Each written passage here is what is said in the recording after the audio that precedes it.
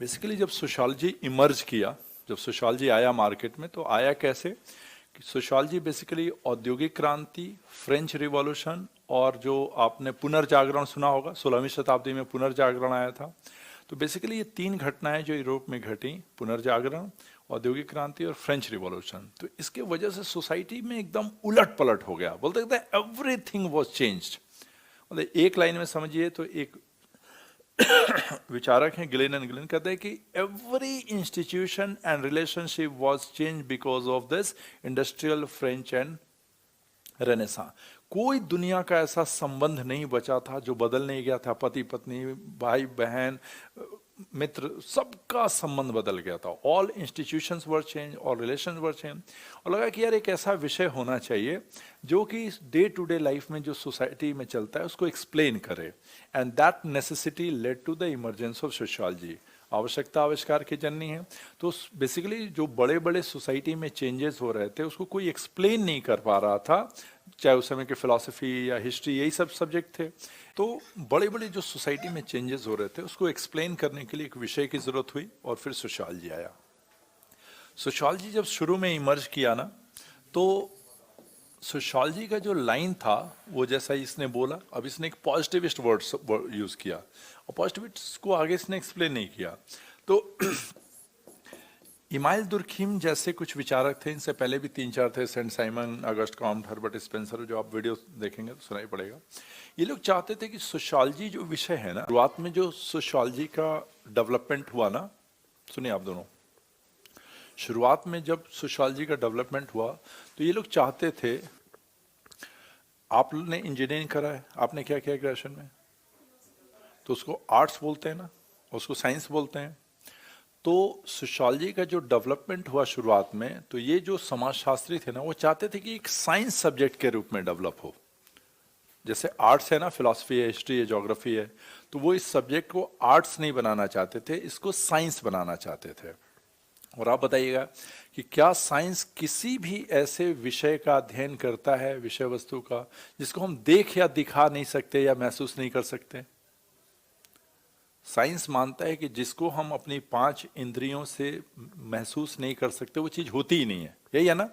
इसका मतलब हिंदी में अगर कहें तो साइंस केवल प्रत्यक्ष का अध्ययन करता है। और प्रत्यक्ष का मतलब केवल आंख से दिखाई नहीं देने वाला चीज होता है, चाहे वो माइक्रोस्कोप से दिखे चाहे दूरबीन से दिखे। तो जो लोग मानते हैं कि समाज भी प्रत्यक्ष है और इसलिए साइंस के सारे रूल्स जो बाकी वस्तुओं पे लगता है वही चीज सोसाइटी पे भी लगता है, इसलिए society sociology can be developed on the line of natural sciences. तो जो लोग मानते थे कि सोशियोलॉजी को नेचुरल साइंसेस के फिजिक्स, केमिस्ट्री, बायोलॉजी के लाइन पे डेवलप किया जा सकता है, ऐसे लोगों को पॉजिटिविस्ट या प्रत्यक्षवादी कहते हैं। ठीक है ना? इसके हेड ऑफ द डिपार्टमेंट है इमाइल दुर्खीम। ठीक है, ये सब ये लोग पढ़ चुके हैं। दूसरा एक ऐसे भी व्यक्ति हैं जिनका नाम है कार्ल मार्क्स। दुनिया में कोई ऐसा आदमी नहीं होगा जिसने इस आदमी का नाम नहीं सुना होगा। कार्ल मार्क्स के बारे में सब जानते हैं। कार्ल मार्क्स क्या बोलते हैं? आपने फिलॉसफी में पढ़ा होगा। मोहब्बत क्या है कार्ल मार्क्स के अनुसार? मोहब्बत एक तिजारत बन गई है ना। ये तिजारत क्या होता है दीपा?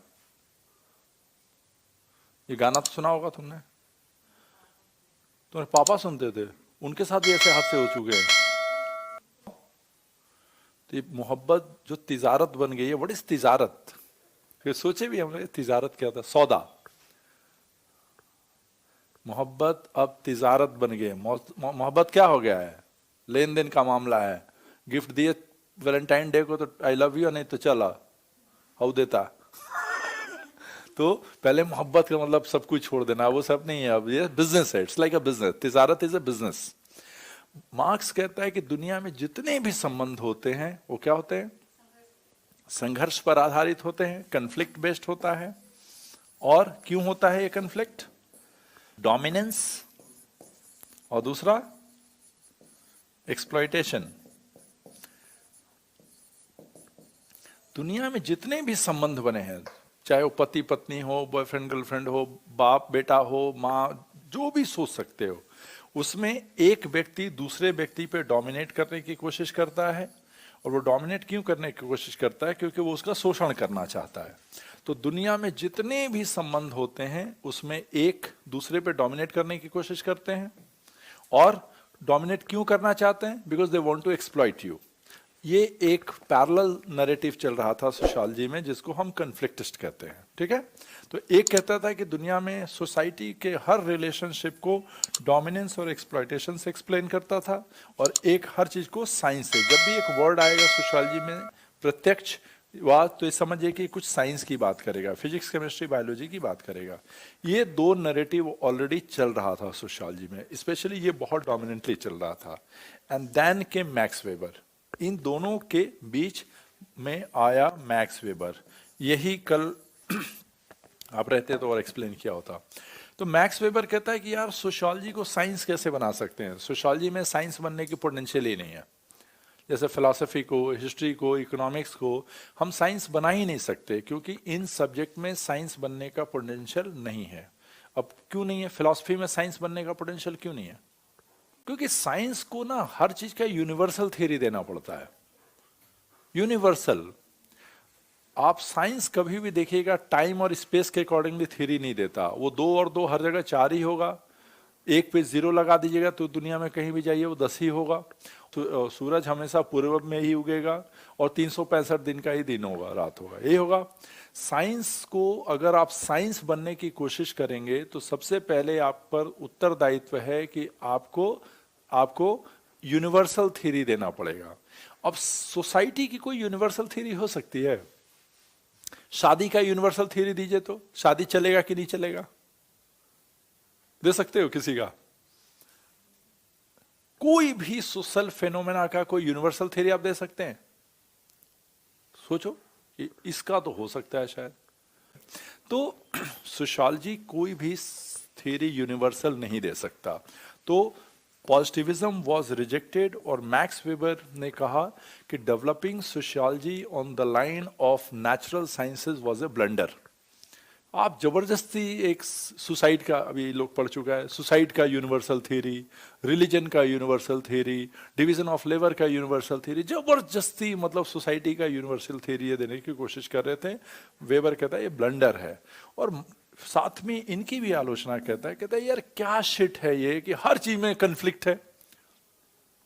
आपने दुनिया में कुछ ऐसे संबंध देखे हैं, जरूर देखे होंगे आपने। आपके गांव में हो सकता है, आपके घर में हो सकता है, आपके पड़ोस में हो सकता है कि उनका लड़का पैदाइशी मेंटली चैलेंज है, जरूर देखा होगा। और उसके माँ बाप उसका बड़ा ख्याल करते हैं, ये भी देखा। जरा उसको मार्क्स से समझाओ तो कि उसमें कौन उसका बाप उसका शोषण कर रहा है, कौन उससे उसको IAS बना के उसका 1 करोड़ दहेज लेना है। आपने ऐसे संबंध भी देखे होंगे ना। एक बहुत अमीर आदमी को एक फकीर की लड़की से प्यार हो गया और साला घर बार सब छोड़ दिया। ऐसे 50 स्टोरियां हम लोगों ने लैला मजनू की पढ़ी होगी। जरा लैला मजनू को मार्क्स से एक्सप्लेन करो तो वो कैसे मजनू उसको एक्सप्लॉइट कर लेगा, क्या करेगा, जिसको अपने खाने का ठिकाना नहीं है।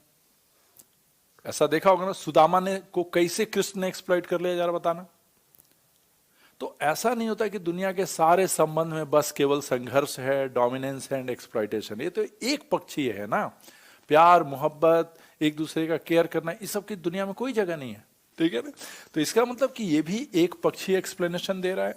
All relations are not based on conflict, exploitation and dominance. और दूसरा, साइंस डेवलप नहीं हो सकता। तो इसने सोशियोलॉजी के 2 एस्टैब्लिश्ड एक्सट्रीम को रिजेक्ट कर दिया। तो अब सोशियोलॉजी फिर पढ़ेगा क्या? देन केम मैक्स वेबर, और मैक्स वेबर ने कहा कि sociology is the study of social action. ये लोग सोशल एक्शन से एक्सप्लेन कर रहा था, बट ये लोग रिजेक्टेड 2 थ्योरीज को नहीं बताया।